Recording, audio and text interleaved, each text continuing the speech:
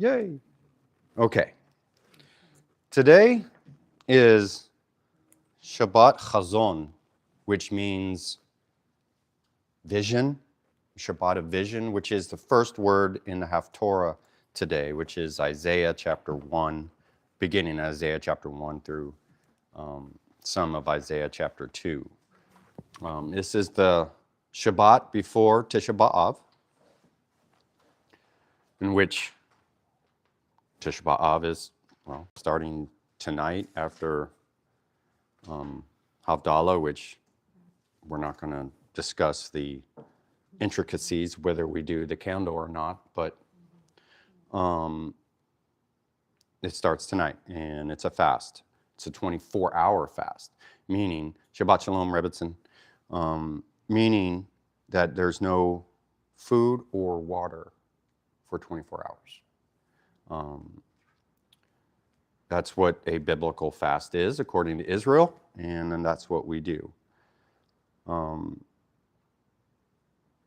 As far as this fast is concerned, we are mourning the destructions, plural, of the temple, the Mikdash.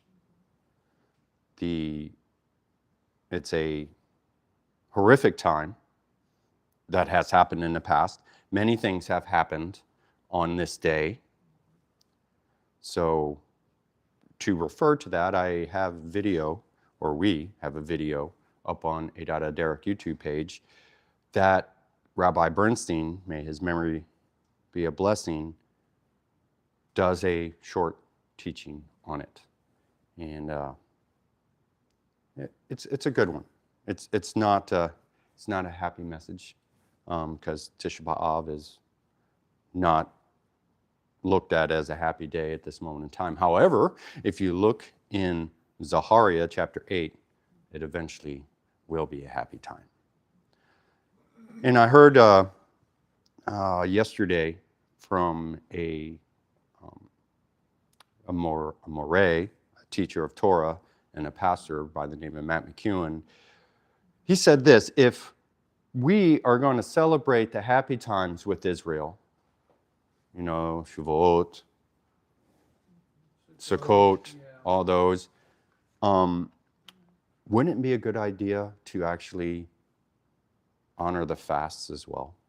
Because if we're just going to celebrate the good times and not the bad times, what does that even mean? So, anyway, so I look at everybody to remember that time, which starts this evening after Havdalah. All right, moving on. Devarim. Deuteronomy. Devarim means words, things. And Deuteronomy, which Deuteronomy, that's it. I have to say it fast because if I say it slow, I kind of mess it up.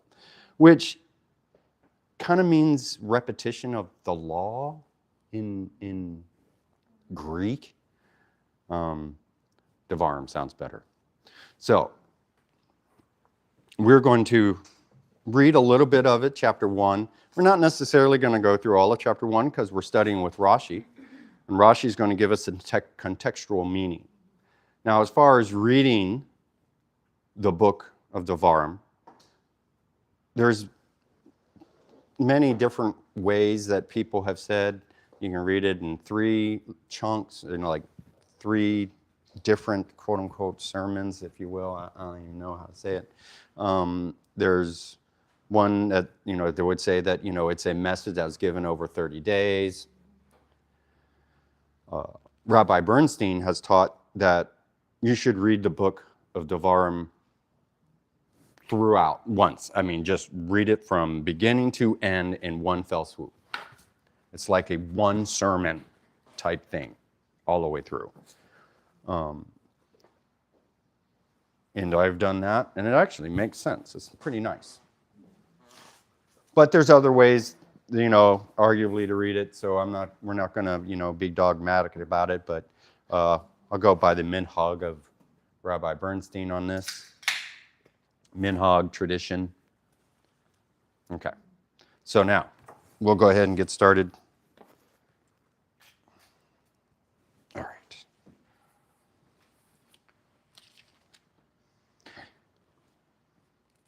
Okay.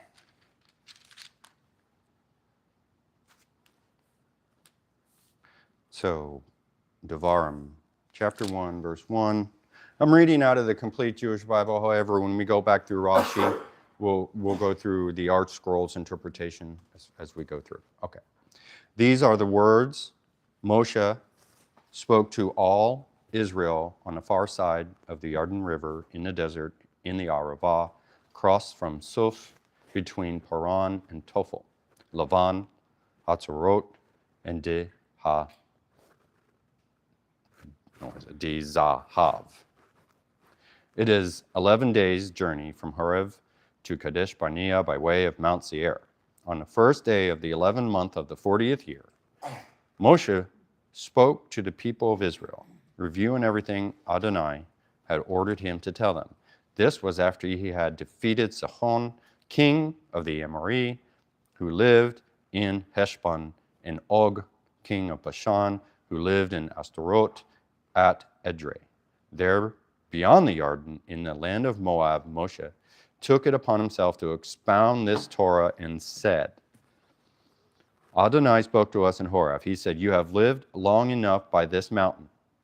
Turn, get moving, and go to the hill country of the Amorite and all the places near there in the Arava, the hill country, the Shephelah, the Negev, and by the seashore, the land of the Canaani and the Lebanon, as far as the great river, the Euphrates River.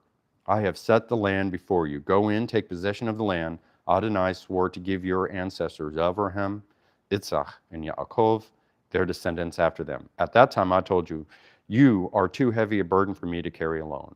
Adonai, your God, has multiplied your numbers, that there are as many of you today as there are stars in the sky. May Adonai, the God of your ancestors, increase you yet 1,000-fold and bless you as he has promised you. But you are burdensome, bothersome, and quarrelsome. How can I bear it by myself alone? Pick for yourselves from each of your tribes men who are wise, understanding, and knowledgeable, and I will make them heads over you. You answered me, what you have said would be a good thing for us to do. So I took the heads of your tribes, men wise and knowledgeable, and made them heads over you, leaders in charge of thousands, of hundreds, of fifties, of tens, and officers, tribe by tribe. After that, I commission your judges. Hear the cases that arise between your brothers, and judge fairly between a man, his brother, and a foreigner who is with him. You are not to show favoritism when judging, but give equal attention to the small and to the great. No matter how a person presents himself, don't be afraid of him, because the decision is God's. The case that is too hard for you, bring to me, and I will hear it. I also gave you orders at that time concerning all the things you were to do. I'll read a little bit more. So we left Horeb and went through all that vast and fearsome desert which you saw on the way to the hill country of the Amorite, as Adonai, our God, ordered us, and we arrived at Kadesh Barnea. There I said to you, you have come to the hill country of Amorite, which Adonai your God has given you. Look, Adonai your God has placed the land before you. Go up, take possession, as Adonai, the God of your ancestors, has told you, and don't be afraid, and don't be dismayed. You approached me, every one of you, and said, let's send men ahead of us to explore the country of us and bring back word concerning what route we should use in going up and what the cities we will encounter are like. The idea seemed good to me. So I took 12 of your men, one from each tribe, and they set out and went up into the hills, came to the Eshcol Valley and reconnoitered it. They took some of the produce of the land, brought it down to us. They also brought back word to us, the land Adonai our God is giving to us is good. All right, I'm going to stop there. All right, so we're going to talk about what's the first part that we just read. Sorry about that. All right, good. Okay, very good. So let's go back to verse 1 with Rashi. So we can see here that the beginning of this It sounds interesting, and we're hearing like a playback of history. Okay, all right. But let's see what Rashi has to say to this. All right, these are the words that Moses spoke to all Israel across the Jordan, in the wilderness, in the plain, opposite reeds or the Sea of Reeds, between Paran, Tophel, Laban, Hazeroth, and Dizahab. All right, these are the words, right? Devarim. This is where the name of the parsha comes from. Rashi says, in just the beginning here, and this kind of gives you an idea of this beginning part of what kind of the idea, okay? Because these are words of rebuke, right? This is a rebuke that Moshe is given to Israel, which is interesting. And because the scripture lists all the places, right? And we didn't go through all the places, right? Because there's a lot of places. Which these places that are named by Moshe are places that caused anger before the omnipresent, says Rashi.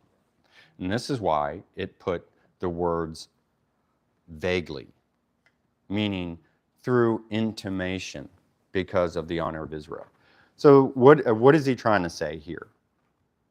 He's given a, I want to be the best way. He's given a rebuke in a roundabout way, right? He's saying, you know, this happened here to remind Israel that, you know, you did something bad here.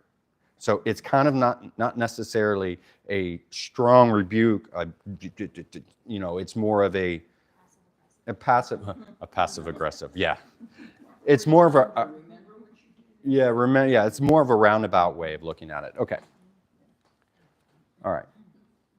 So to all of Israel, and Rashi says here, had he rebuked only part of Israel, part of them, those in like the market, or those that weren't present when Moshe rebuked everyone, would have said, you have heard from the son of Amram, which the son of Amram is Moshe, okay, and did not respond at all from such and such a point. Had we been there, and this is from the point of view of the person who was not there, the person would say, had we been there, we would have answered them, right? We would have actually responded because, you know, we weren't there, so we would have done something differently. You know, it's like somebody who, you know, he hears it and be like, oh yeah, I would have said something right away. Well, you weren't there, and I would like you to, if you were there, would you? Right. This is why Moshe gathered all of them and said to them, see, now all of you are here. Whoever has a response, in other words, a refutation of words, let him respond. Okay. So now we go into the wilderness. Bamidbar, which is the name of another book, which is the book of Numbers, Bamidbar. Okay, moving. All right. They were not in the wilderness at this time, right? When he was given this rebuke, where were they? They were in the plains of Moab. In other words, they're outside of the desert or the wilderness, if you will. Okay.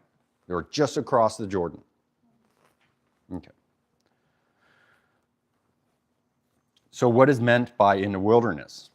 Okay, but Moshe rebuked them because of that by which they angered him in the wilderness. In other words, he's talking about things that happen in the wilderness. Even though they're not in the wilderness now, he's like, remember the time in the wilderness that this happened.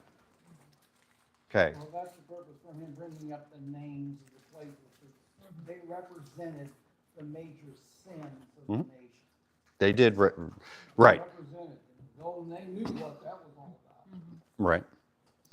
So in the plain, or this means because of the plain, for they sinned regarding Baal Peor and Shittim in the plains of Moab. Right? And what, you know, that was with Midian and Moab. Okay. Opposite the Sea of Reeds. This means over their having rebelled at the Sea of Reeds when they arrived at the Sea of Reeds, which is the Red Sea. Okay, Sea of Reeds, Red Sea. So did they rebel before they crossed the Red Sea? They complained. Well, they definitely did complain. Yeah. Right? So, No, they did. well, Rashi's saying they rebelled at the Sea of Reeds before they crossed. Okay? And when they arrived at the Sea of Reeds, for they said, is this because they are not, there are not graves in Egypt? That you took us to die in the wilderness, right? So there weren't enough graves in Egypt, so you took us out here to kill us. Right? And similarly, when they traveled out from within the sea, in other words, after they crossed, as it says, and they rebelled about the sea at the Sea of Reeds, as stated in Rachim, which is a Gemara passage. It's a Talmud passage to go in and look. Good stuff. But yeah, okay, moving on. Okay. But here in this portion, this is not Rashi, but this is our scroll commentary talking about Arachin 15a. The Gemara there says that after the Israelites crossed the sea, they demonstrated a lack of faith by saying, just as we are emerging from the sea on the other side, the Egyptians are emerging on the other side, and they will pursue us again. In other words, they were already saying, okay, now we cross the Red Sea. Hey, that was great, but look, they're over there crossing. They're getting out of the water. They're just going to come get us again. That's their complaint. All right. Okay. So this is moving forward in the verse between Paran, Tophel, and Laban. So this is interesting. All right. The sage, the Rashbi, or Rabbi Shimon ben Yochai, well, very good sage, great sage, shares a birthday with another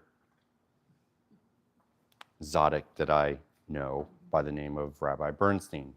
May his memory be a blessing. So, we have gone over all of Scripture. This is the Rashbi stating this. We have gone over all Scripture, and we have not found a place whose name is Tophel or Laban. We haven't found a place that is, and if the Rashbi says this, something to think about. So rather, Moshe rebuked them over the words which they slandered the manna. The man.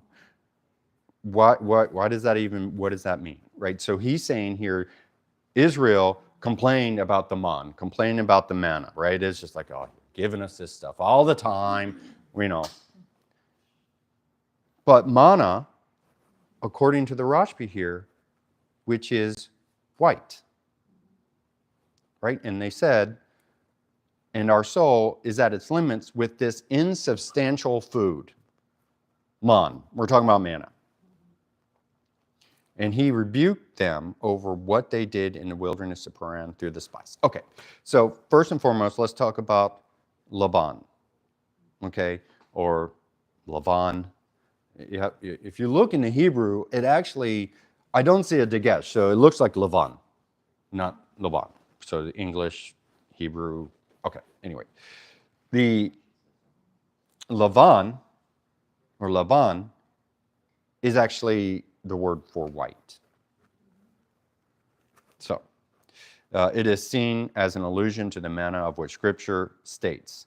Scripture states what man is. It is shaped like coriander seed, white, and tasted like a wafer fried in honey. But if you actually go into the more esoteric teachings, which we're not going to go into, they would say that man can taste whatever you wanted it to taste like. That was what I was taught in Hebrew school. Actually, it was like, think of what your favorite food is. That's what you were tasting when you did. Yeah, a little white thing that tastes like pizza. Yeah, that's. But yes, we won't go down that road. But it's interesting. Okay. And then he rebuked them in the wilderness of Paran through the spies. Now, the spies.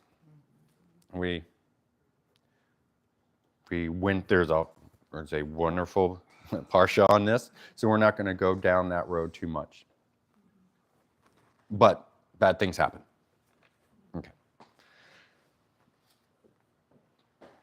Okay, and in Devarim, Rabbah, this is according to here in Art Scroll.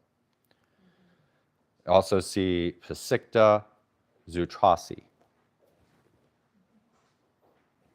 Okay.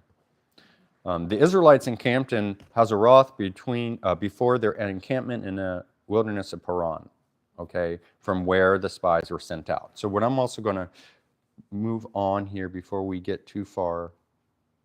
I'm going to continue in Hazeroth at the dispute of Korach.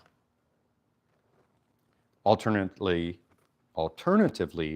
this is Rashi, Moses said to them, you should have learned from what I did to Miriam at Hazeroth because of defamatory talk, yet you spoke against the omnipresent at the sin of the spies. Okay, so what is Rashi saying here? All right, so you have the sin of the spies, right? But what happened in Torah before the sin of the spies?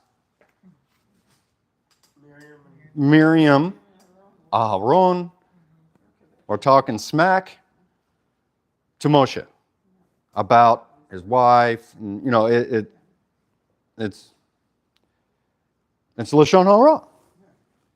It's evil speech. What happened to Miriam? She got leprosy. As a result, she was healed of it, but she was still set out of the camp. How many days? 7 days. Okay. So what Rashi here is saying here is that Moses is like, you should have learned at Hazeroth about Lashon Hara. So when the spies came, when we're talking about the spies doing the exact same thing, you should have learned this lesson, and they shouldn't have listened to the bad report from the 10. But no, you still listened to them. So you didn't learn your lesson with Miriam. So now we're, okay. Okay, so. But they're already bypassing another major event of the nature. What was the? The scripture will tell us that when they left Egypt, God, which would have been a certain number of days' journey, they made it in 3 days. Ah, yes, we'll get to that. And, yeah, but this is setting this all up. They should have already had this scene already in their mind. Oh, look how quick we got where we got. Right. Well, they're just bypassing. They're just setting that all aside to get here. Right. Or you mean as far as like in Moshe speaking?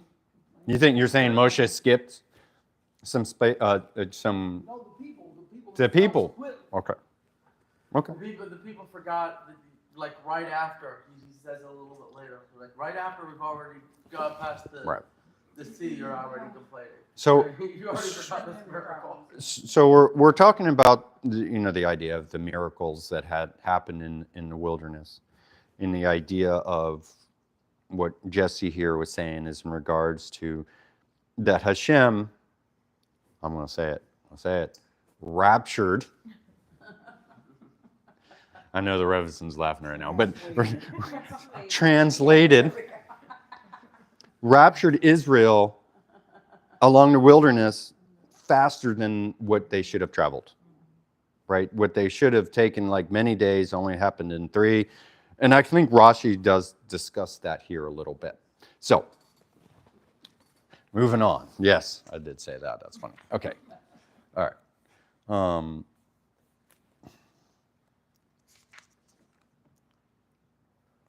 Let me get my space. Okay. So, now, you have the dispute, at the dispute of Korach. Now, this is at Hazeroth, Korach happened, which was another rebellion. Okay. And also, Rashi says, alternatively, Devar Cher, another thing. Moshe said to them, you should have learned from what I did to Miriam and Hazeroth because of defamatory talk, yet you spoke against the omnipresent at the sin of the spies. Okay? And right here, the Israelites encamped at Hazeroth before the encampment of the wilderness of Paran, right, which we were just discussing, from where the spies were sent, right, and that's Bamidbar, Numbers 12:16. Rashi here thus implies that the dispute of Korach took place before the sin of the spies. But in his comments to Numbers 16:4, Rashi states that the dispute of Korach took place after the sin of the spies. It seems like a bit of a machloket, according to Rashi. But Devek Tov to Numbers 16:4 answers that the dispute of Korach did indeed take place after the sin of the spies. Okay, so let's settle this. Korach happened after the sin of the spies. But the first stirrings of that dispute began at Hazeroth. In other words, this Korach rebellion just wasn't like an all of a sudden a rebellion. There was a buildup to this rebellion. Right, see, when the spies came back, and they didn't go into the land, they give a bad, evil report. Korach steps up to go, well, the leadership of Moses, he's got us here. We're not going any further. Right. And that's, the spies have already happened, and that's when he gets his That's when he's standards up. right. That's when he stands up. But what Rashi's saying here, that rumblings of mutiny, if you will, started happening before the sin of the spies. In other words, there was a grumbling happening before. Yeah, and that's all he's saying.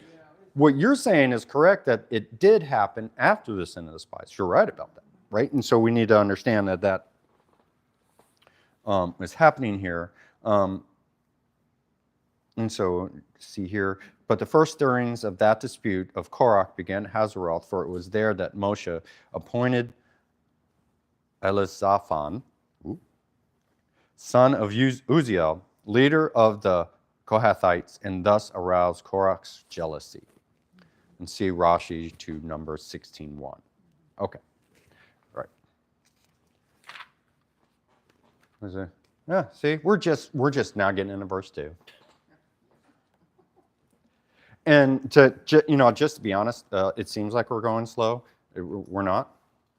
We're actually going fast because we're only studying one sage on this, right? Because if there's many sages, Ramban, Rashi, Rambam, you got many, or Chaim, Sepharno, we can go through this, but in order to understand what, like the Rashbi says, because the Rashbi is very esoteric, right? So in order to understand even an inkling of what the Rashbi is saying, we have to understand the Pashat, which is what Rashi has given us.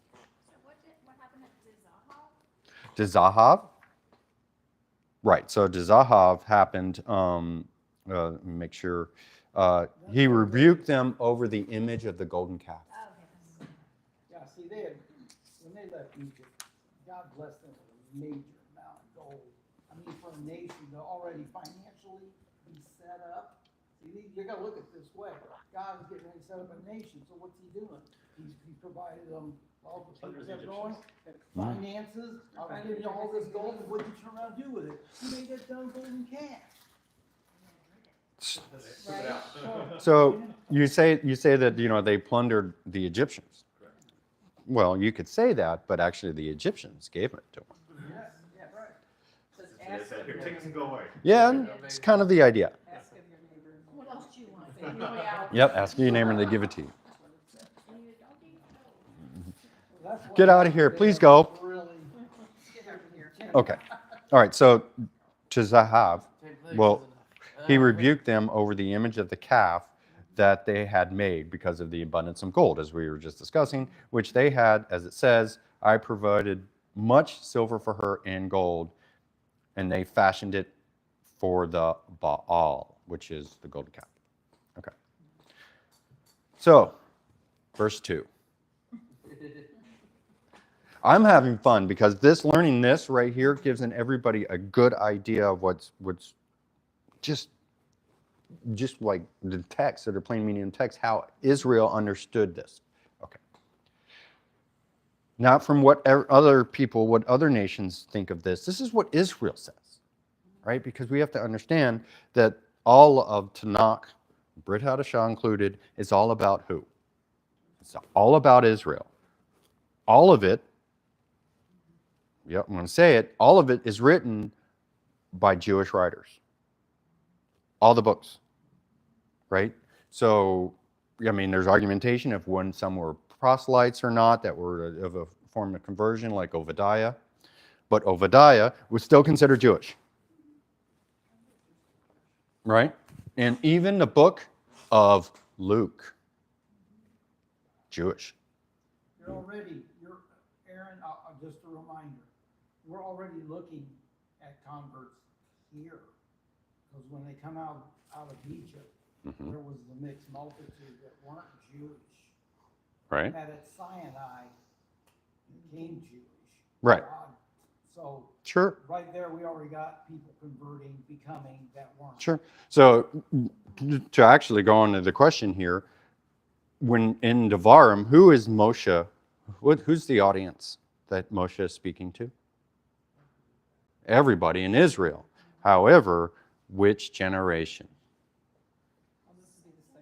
This would be the second generation post the Exodus, right? So, all the men that were over 20, fighting age in the first generation died off. It has already happened by this time that Moshe is speaking. So Moshe, and the reason why it's a repetition of the law, right? And these are the words, it's a repetition of the law because Moshe is, in effect, renewing the covenant from the first generation. So just trying to give an idea of what you're saying. Many of these may have heard about those things, Right. but not necessarily experienced them, or there was too little to remember. Right. All right. Verse 2. 11 days. Can I? Yeah. You specifically said men. Men. Yes, The women weren't held accountable in any nope, way. nope, they were not. It says all the people. Ah. But I don't even know if we get to the verse. But actually, if you go further on in chapter 1, it actually says men 20 years or over. So there is a clarification to that all. So, but yes, it was men. That it specifically, we didn't read it, but there is a clarification that it was the fighting men 20 over on the first generation, right? So were there women that were from the first generation there? And I would surmise to you that I would say yes. So when they say Kol Israel, they're still just being men. We have to. In this case. In it, well, you have to look in what it says in clarification because sometimes it means all of Israel, sometimes it doesn't. When we look at it, we have to read, and that's where Rashi comes into play, reading the Peshat. That's why we go through Rashi. So we have to understand what the Hebrew says, not necessarily the English, but you're right, it does say like all of Israel, but yet if you go further into the Parsha, it actually states men, fighting men. And it also accepted Caleb and Yehoshua, Yep. who would have been considered part of Israel too. Yeah, Caleb and Yehoshua. Which Caleb is an interesting story, but we're not going to get into that. Okay. All right, verse 2. 11 days from Horeb, Moses said to them, okay, see what you caused. You have no shorter route from Horeb to Kadesh Barnea than the route of Mount Seir. And even it is a journey of, this is Rashi, even it is a journey of 11 days, right? We were talking about the 11 days, right? You were talking about them. And yet you traversed it in 3 days. For see now, on the 20th, now we're now going to do calendar stuff. We're going to do math. I don't want to do math, but I think Baruch Hashem, Rashi did it for us. Okay. In the 20th of ER, they traveled from Horeb. Now understand Horeb, or Horeb. Where's that? Where's Horeb? What is Horeb? Mount Sinai. Or Mount Sinai. Okay. That's just another name for Mount Sinai. Okay. Okay, moving on, let's see over here. As they traveled from Horeb, as it says, it was in the,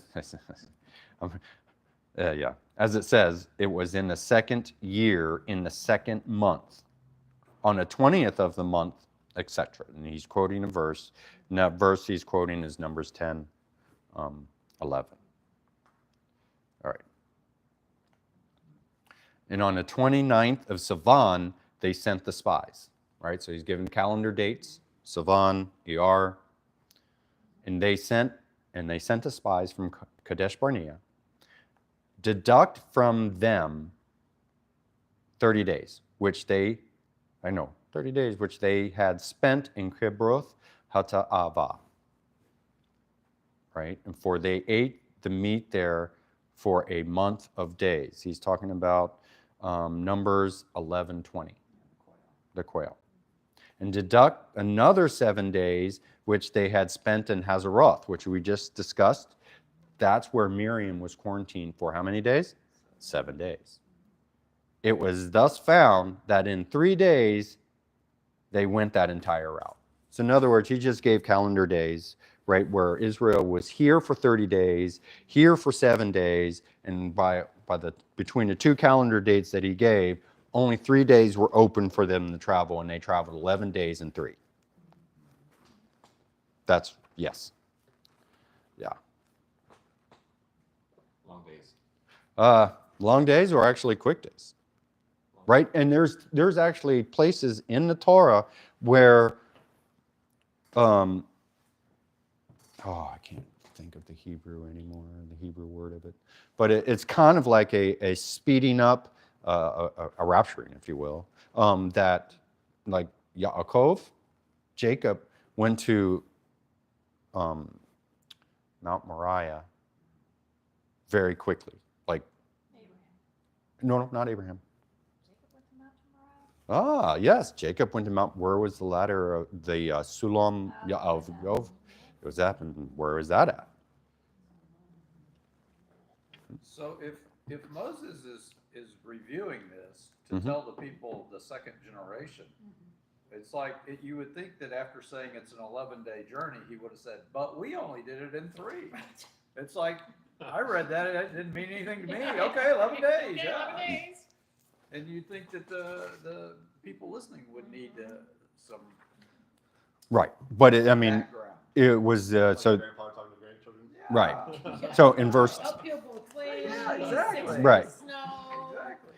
Yeah, we Right. get it. I see your point. But when you figure he's getting ready to give all of this over a short period of time, he's not gonna camp on a lot of detail. Because they Just hitting the high points. Well, what is the focus of this parsha? It's the rebuke, right? So he's They've done had 40 years to stew over all this. and also, you know, those are the second generation weren't there for that 3-day, 11th day journey. Well, which is why. Yeah. You think he is. You would think. But I guess his focus is on the rebuke part of it. Okay. All right, so verse 3. Man, moving. Yeah. I think I'm going too fast, Rebbitzin. Which reminds me, since you're about to read this next verse, Yes. the first day of the 11th month of the 40th year. Yes. That sounds like 41 years to me. The first day of the 11th month First of the 40th day year. of the 40th year. You've spent 40 years It's been 39. and 11 months. 39 years. It says of the 40th year, Yes. though. So what's your first year? How old are you in your first year? We're discussing Well, years. There's a difference between people being born in travel time. The first. You don't start a trip 9 months before it starts. So when we're counting years, right? I am 50 years old right now, but I'm in my 51st year. And then when I hit my birthday, I'll be 51. Then I'll start my 52nd year. So they spend 40 years in the wilderness as long as it's 40 years Right. 11 months and 29 days. So it hasn't reached 40 yet. 41. The 40th year 39 going to 40 is the 40th year. is the 40th year. And the 11th month means that they've done 39 years and 10 months. And this is the first day of the 11th month. This is the 40th year. Correct. And they're in the 11th month of that 40th year. Right. 11th month. So it's Right. gonna be 41 real quick. It's going to be 40 soon. Seems to me it's about to be 41. All right. Thank you, Andrea. Okay. Seems like. We'll come to a conclusion on that discussion later. So moving on.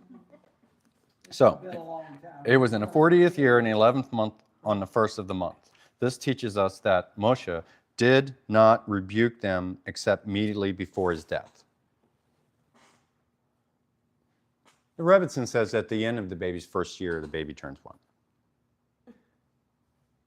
So it's the first year of the baby before the baby turns 1. Moving on. I'm just saying. They do that difference in Japan. That's true. They don't even know the birthday. We're not talking about Japan. We're talking about Israel. All right.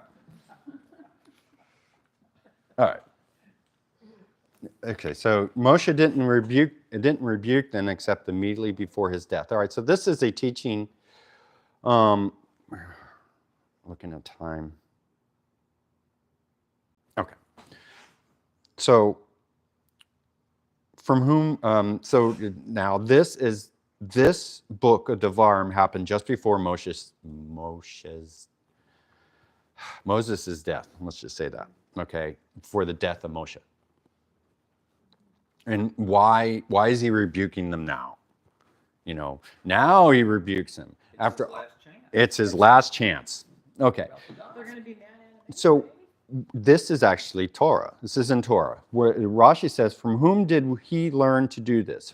Where did Moshe learn to rebuke before his death?" Jacob? Yeah, from Yaakov. Okay, he did not rebuke his sons except immediately before his death. Right, and he gives this example. He said, "Reuben, my son, I am telling you, why did I not rebuke you after all these years? It was so that you should not leave me and go join up with Esau, my brother." Okay, so if you know the story of Reuben and Jacob's wives, right, his concubine, if you will, it did not end well. But you're like, when did Yaakov rebuke in Torah? You know, when did Yaakov rebuke Reuben on this? Well, he didn't majorly rebuke him on that particular issue until close to his death, because he didn't want Reuben. Because what happened? What would happen as a result of what Reuben did? He lost his status, right? Because Reuben was what? Firstborn. Right? And so he lost his status. But, you know, if Yaakov said right away, "That's it, you're done, you're over, you're not the firstborn anymore, you were," and Yaakov didn't want Reuben to go to Esau as a result of that, and learn from Esau, which is not a good thing to do. Right? We don't want that. All right, so because of, see here, I'm moving on.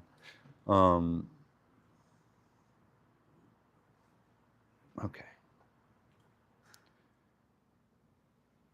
We do not rebuke a person except immediately before death, so that he should not rebuke him and then rebuke him again. In other words, don't rebuke him twice for the same thing, so that his friend whom he has rebuked should not be embarrassed in front of people or in front of him. Okay. All right, and he gives Rashi gives other examples, and Yehoshua or Joshua did not rebuke Israel except immediately before his death. And you can look at Joshua chapter 24 on that. And similarly, Shmuel, as it says, Here I am, testify against me. That is 1 Shmuel 12:3. And then similarly, did David rebuke Shlomo, his son, and that 1 Kings 2:1-10.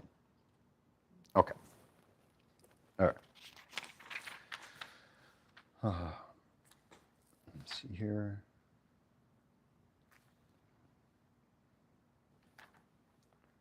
So we're going to verse here, Zihon, king of the Amorite, or the Amori, right, who dwelt in Heshbon, had said, Hon, and he's going to talk about Zihon, one of the kings that, okay, well, here's a trivia question, right? Did, in the conquering of the land, right, of Israel, like big Israel, did Moshe participate in any battles? I don't think so, actually. No? I can't think of any. It's in the book of Bamidbar. He was required to be praying over them, and he couldn't keep his hands up. Oh, yes. He actually battled Zachon with Israel, Zachon and Og. Og, the giant, right? And according to Midrash, that Og was killed by Moshe. So when we're talking about this battle here, it's already happened when Moshe is given this and Devarim is given this, right? It's already happened. But Moshe participated in the battles of Zachon and Og. So, That was all outside the land. well, that was outside, it was to the east of the Jordan, right? And this is the land that was given to God and half of Manasseh. Okay, all right. Had Sihon been formidable, right? So we're talking about who dwelt in Heshbon, but he would have been living in Heshbon, he would have been difficult to defeat. For the country of Heshbon would have been formidable. And had it been another city with Sihon living in it, it would have been difficult to defeat.